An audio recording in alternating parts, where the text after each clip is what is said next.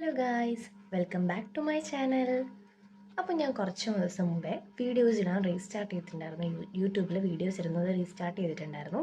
അപ്പോൾ എനിക്ക് കുറച്ച് പേരൊക്കെ പേഴ്സണലായിട്ട് വന്നിട്ട് മെസ്സേജ് അയച്ചിട്ട് ചോദിച്ചു എന്ത് പറ്റി ഇപ്പോൾ വീഡിയോ ഇടാൻ സ്റ്റാർട്ട് ചെയ്തത്. അതിൻ്റെ റീസൺ എന്താണെന്ന് വെച്ച് കഴിഞ്ഞാൽ ഞാൻ എൻ്റെ യൂട്യൂബിൽ ഒരു 8 months ബിഫോർ ലൈക്ക് യൂട്യൂബിൽ ലാസ്റ്റ് വീഡിയോ ഇട്ട ടൈമിൽ ഞാൻ പറഞ്ഞിട്ടുണ്ടായിരുന്നു ഞാൻ നീറ്റിൻ്റെ റിപ്പീറ്റിന് പോവുകയാണ്.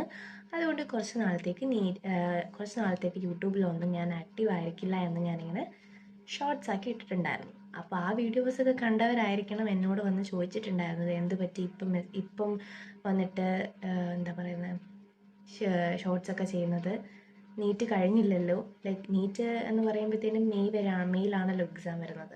അപ്പോൾ എൻ്റെ അടുത്ത് ചോദിച്ചിട്ടുണ്ടായിരുന്നു നീറ്റ് കഴിഞ്ഞില്ലല്ലോ എന്ത് പറ്റി, എങ്ങനെയുണ്ട് നീറ്റ് ജേർണിയൊക്കെ എന്നൊക്കെ ചോദിച്ചിട്ട് എനിക്ക് കുറച്ച് പേരൊക്കെ മെസ്സേജ് ഇട്ടിട്ടുണ്ടായിരുന്നു. സോ അപ്പം ഞാൻ അവരോട് പറഞ്ഞു ഞാൻ നീറ്റ് ഡ്രോപ്പ് ചെയ്തു എന്ന്. സോ ഇത് കേട്ടപ്പോൾ കുറേ ആൾക്കാർ എൻ്റെ അടുത്ത് ചോദിച്ചത് എന്താണെന്ന് വെച്ചാൽ, അയ്യോ അതെന്താ നീ പഠിക്കുന്നതൊക്കെ നിർത്തിയോ, ഇനി എന്താ ചെയ്യാനാ പ്ലാൻ, ഇനിയിപ്പോൾ ഒരു വർഷം പോയില്ലേ, ഇത്രയും പൈസ പോയില്ലേ. അതൊക്കെ ശരി തന്നെയാണ്, ഇത്രയും പൈസ പോയി, ഒരു വർഷം പോയി. ബട്ട് നീറ്റ് ഡ്രോപ്പ് ചെയ്യാന്ന് വെച്ച് കഴിഞ്ഞാൽ ഒരിക്കലും അതൊരു ലാസ്റ്റ് ഓപ്ഷൻ അല്ല. നീറ്റ് എന്ന് പറയുന്നത് നമ്മുടെ ലൈഫിൻ്റെ ലാസ്റ്റ് ഓപ്ഷനൊന്നും അല്ല.